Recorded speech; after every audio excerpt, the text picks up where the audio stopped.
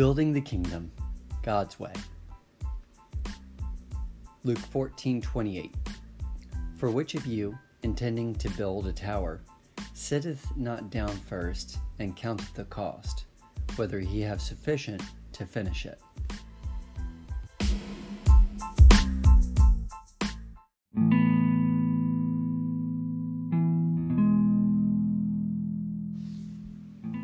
Building the kingdom, God's way.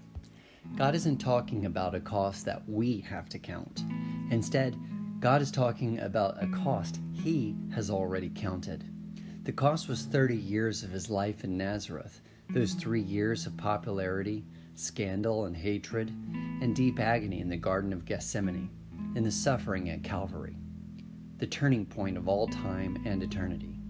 Jesus Christ has counted the cost.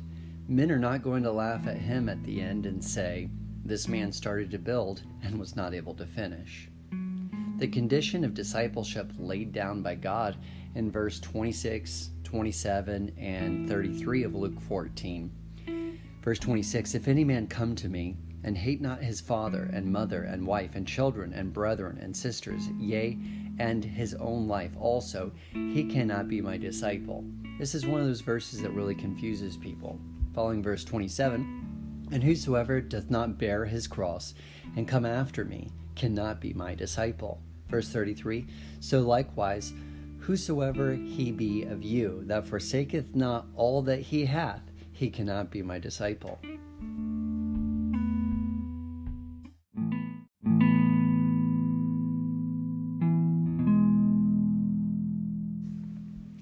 This means that the men and women God's going to use in building the kingdom are those who God has done everything.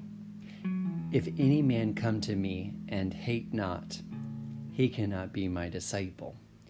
God implies that the only men and women He will use in building His kingdom are those who love Him personally, passionately, and are loyal to Him beyond any of their closest ties on earth.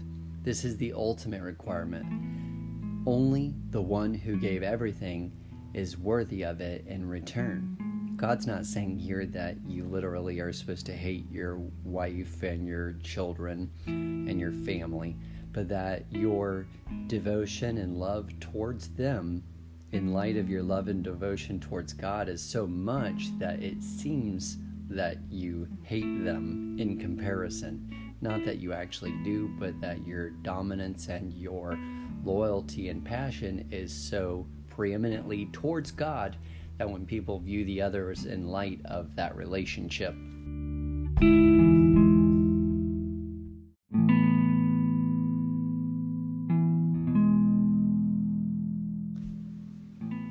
All that we build is going to be inspected by God. Is God going to detect in His revealing fire that we have built on the foundation of Jesus some enterprise of our own? These are days of tremendous enterprises and companies, days when we're trying to work for God, and therein is the trap. Profoundly speaking, we can never work for God. Jesus takes us over for His enterprise, His kingdom blueprints alone, and no person has any right to play the role of the Holy Spirit or redefine the perfect blueprints God has laid out for His kingdom.